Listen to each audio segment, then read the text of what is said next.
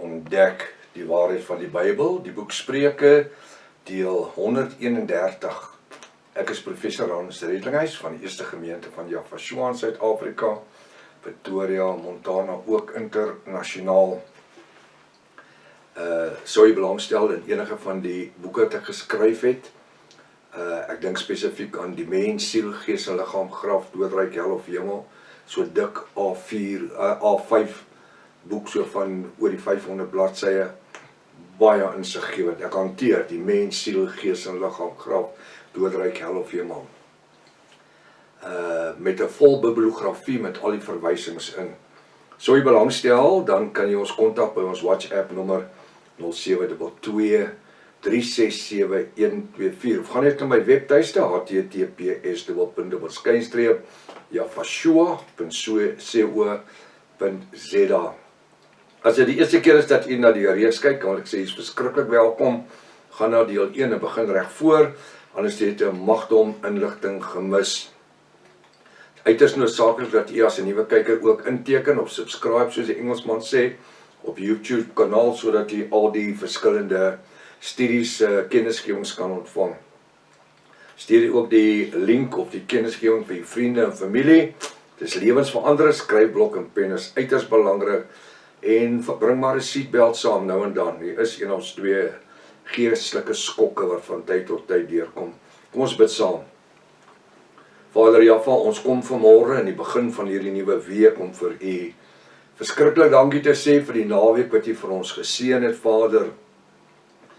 Ook vir elke geleentheid wat u vir ons geskep het om met mense te deel oor die bonatuurlike geopenbaarde evangelie. Ek en Pastoor Rika as voorgangers in hierdie bediening, Vader, wil bid en sê dankie, dankie, dankie, dat u besig is om mense reg oor die wêreld te red.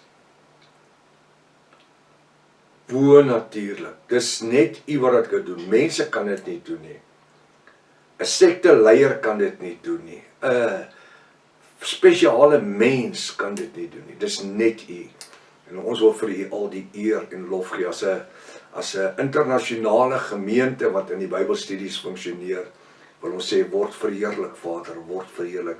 Red siele en openbaar u self aan wie u wil. Seën vanoggend se sessie, maak die woord oop en voed ons met die brood van die lewe. Gee ons ontvanklike sielsdimensie en geestelike oor om te hoor wat u deur die Ruach HaKodesh vir ons wil sê. Ons bid dit in die mooiste naam. Die naam bo elke ander naam, die naam Jafashua. Volk van Jaffa sê halleluja. Halleluja. Baie welkom by Ontbyt met Prof Hannes.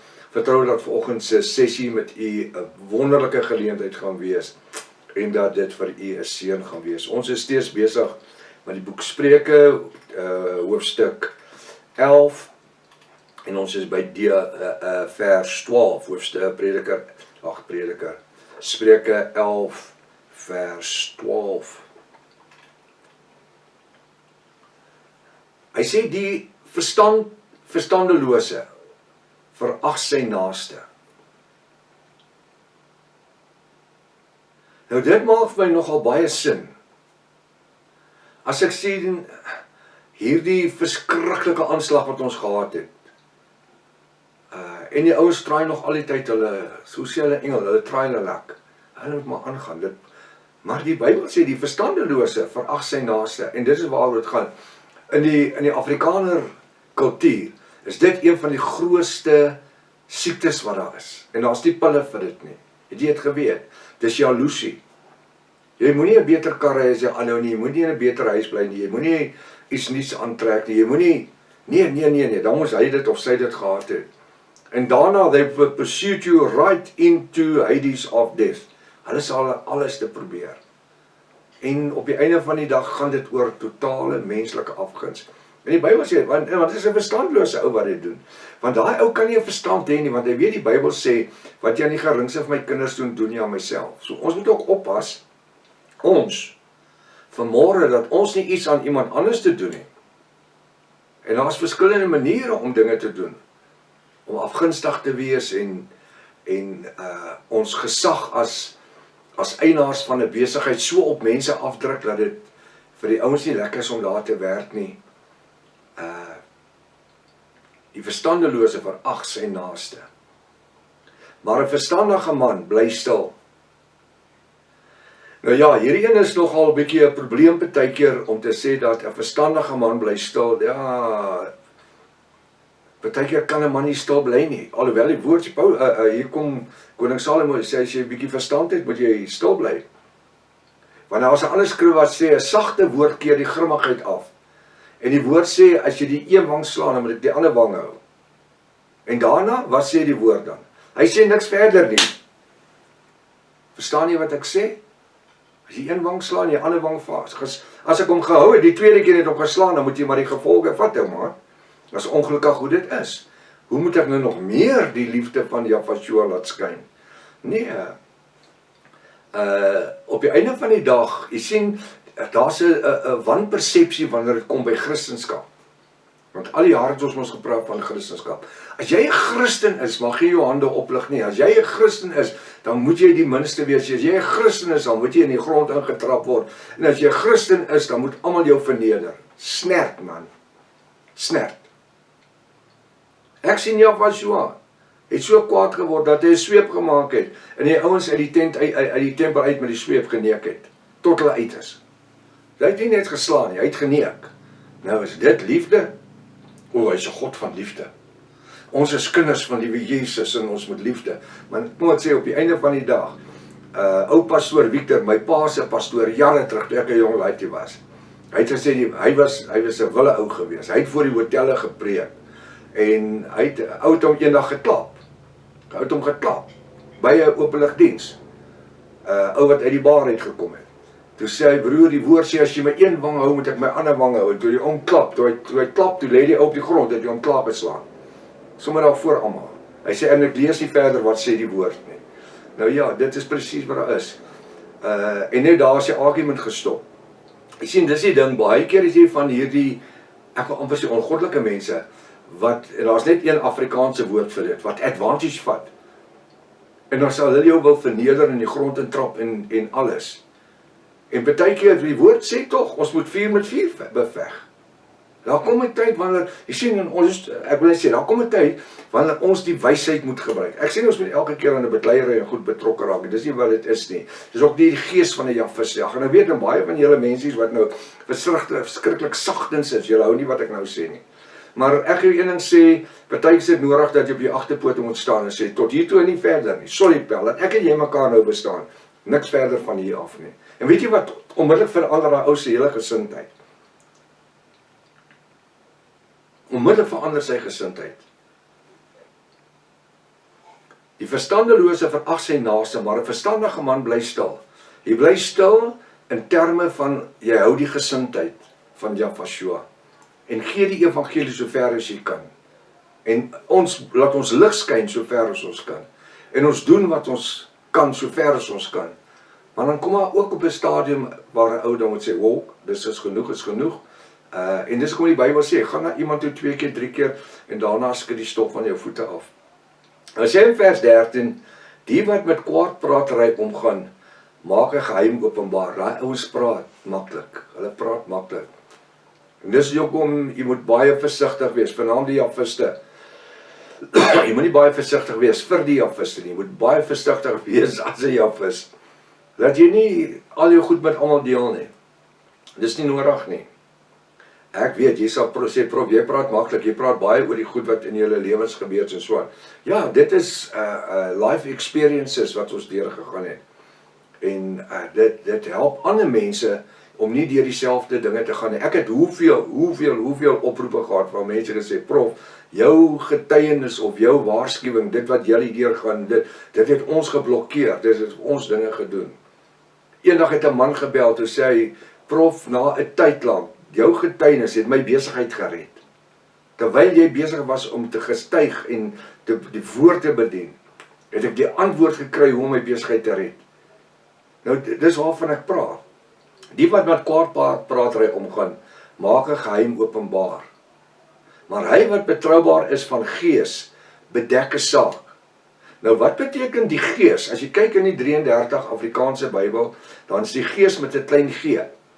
Is dit die Heilige Gees? Nee. Die Ruach HaKodesh? Nee. Dis my persoonlike gees. maar hy of sy wat betroubaar is van gees, wat 'n persoonlikheid het, wat jy kan vertrou. Nou weet ek hoekom praat ek in die rigting vanmôre in van om mense te vertrou, wel die woord kom so uit, maar Jaffa is besig om vir iemand te sê, pas op dat jy nie te veel sê nie, pas op dat jy nie te veel openbaar maak nie, want dit is nie altyd 'n goeie ding nie, dit is nie altyd 'n goeie ding nie, en ek sê ons moet goed onder die dekmantel hou nie, nee, wanneer ons tot bekering kom, dan maak ons alles oop, ons breek oop, ons verstaan, maar dit is ook nie 'n goeie ding nie.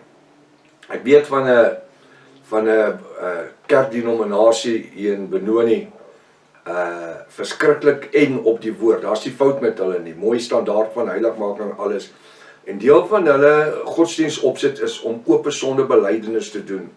Vanaf wanneer jy as 'n nuweling tot bekering kom, moet jy oop sondebelydenis doen. Hulle verwag dit van jou. En dan moet jy na jou vrou toe gaan en oor alles praat wat jy gedoen het. Toe die mense tot bekering gekom, die man en die vrou, en toe hulle oop belydenis doen aan mekaar, toe sê die man, kom ons noem maar Sunny, toe sê Jannie vir Sunny, ek moet aan jou belydenis doen, ek het jou verneek. Toe sê sy met wie? Sê met my suster. Toe skei sy hom net daar. Alhoewel hulle tot bekering gekom het. Hulle was besig om oop belydenis. So wat was dit gewees? Jaffa weet mos die dinge. As ek my saak met Jaffa regmaak, sy huwelik is onderdeur, sy kleinkindertjies het aan dit gelei, alles, omdat die kerk sekere dinge verwag het van hulle. Ek en u moet die insig en die wysheid van die Ruach HaKodesh gebruik, en dan my gees moet betroubaar wees. So wat doen ek? Ek moet versigtig wees. Kyk, as ek gehoreer het en ek het wat gedoen en ek het wat gedoen, en ek kom tot bekering en ek is geonderdompel in die naam van Jafashua tot vergifnis van my sonde, daai ou mens van sonde is begrawe, die nuwe mens het opgestaan. Dan kan niemand my meer verantwoordelik hou vir wat ek was nie. Maar as dit gaan skade maak, deur 'n oop belydenis aan my vrou te gaan gedoen het dan is jou huwelik daarmee kobaai, broer. As sy dit nie in die gees kan vat wat dit is nie. Want almal is nie dieselfde nie. Almal vat goed verskillend. En ek sê nie, dit moet mense na skelmgeit dryf nie. Dis nie wat ek sê nie. Ek sê dit nie. Dis nie skelmgeit nie. As die woord sê dat Jafashua sê, hy is getrou en regverdig as ons sondes bely. Aan wie? Aan mekaar. Hy sê bely mekaar julle skulde. Dit is so, die skrif sê so. Maar hy sê hy is getrou en regverdig as ons skuld bely. Om die kleed van sonde te vat. En hy werk dit in die see van vergifnis en hy dink nooit weer daaraan nie. Jy sien nou, baie mense, daar's party van die Pinksterkerke, wat die ding oordryf, dan wil hulle hê die ou moet teruggaan, 50 jaar terug in sy lewe, en 30 jaar terug, en restituisie gaan doen. Waar kan jy dit doen? Ek sien nie een plek in die Bybel dat Jafashua van een van die apostels gesê het, of die disippels, gaan doen restituisie eers. Gaan maak eers restituisie, gaan maak eers reg nie. Nee. Hy sê, my genade is vir jou genoeg, my bloed is vir jou genoeg. En as sy genade vir my genoeg is, dan beteken dit, al my sondes is onder die genadebloed van Jafashua. En vanmôre moet jy ook nie toelaat dat die duiwel seker goed voor jou bly hou nie. Boetie en sussie, luister wat ek sê vanmôre. Die duiwel het 'n gewoonte om seker goed op te bring. Nie op te bring in jou. Die woord sê, hinker nie na wat agter is, maar strek na wat voor is. Gryp die goed voor. Laat die goed wat agter is, laat dit verbygaan. Want solank dat jy oor die goed worry, dan hou die duiwel jou aan die gang. Meer besig met die goed wat hier is, as wat met dit wat daar is. Maar hy wat betroubaar is van gees, daai gees is 'n gesindheid. My persoonlikheid is betroubaar. My ja is my ja, en my nee is my nee. Bedek 'n saak. As ek 'n saak bedek, die woord sê so. As ek daai saak bedek, as hy onder die bloed van Jafashua bedek is, dan is hy in werklikheid begrawe, en die woord sê, hy dink nooit weer daaraan nie. So wie's ek en jy moet te bly uithaal? Eintlik doen ons Jafashua 'n groot onreg aan, deur te bly die ou koeie uit die sloot uithaal en die koeie uit die sloot uithaal en die koeie uit die sloot uithaal. Weet jy wat doen? Dit weerhou jou om in jou gees te groei. Dit weerhou jou om vorentoe te gaan. Nie net in jou geestelike lewe nie, maar ook in jou persoonlike lewe, in jou besigheid, in jou verhouding met ander. En dis hoekom die Bybelstudie so belangrik is, dat ons in die wil en in die vrese van Jahwe en Jahshua ook ons Bybelstudies doen en onderrig gee. Baie sleg word iemand behandel. Hy sê baie sleg word iemand behandel. Nou weet jy wat, ek gaan net hierso vir 'n paar sekondes gaan ek stil staan. Ek wil nie die volgende vers 15 begin met hom, terwyl die tyd ons gevang het nie. Want dan gaan ek 'n hele 5 of 10 minute moet oorgaan. En ek wil nie dit doen nie. Want as ander mense, party mense wat in die oggende die ontbyt sessie doen, en van hier af gaan hulle na hulle besighede of na hulle werk toe, en dan maak dit die mense totaal laat. Tot môreoggend as Vader Jahwe lewensgesondheid spaar. Maranatha, Jahshua kom weer. Halleluja.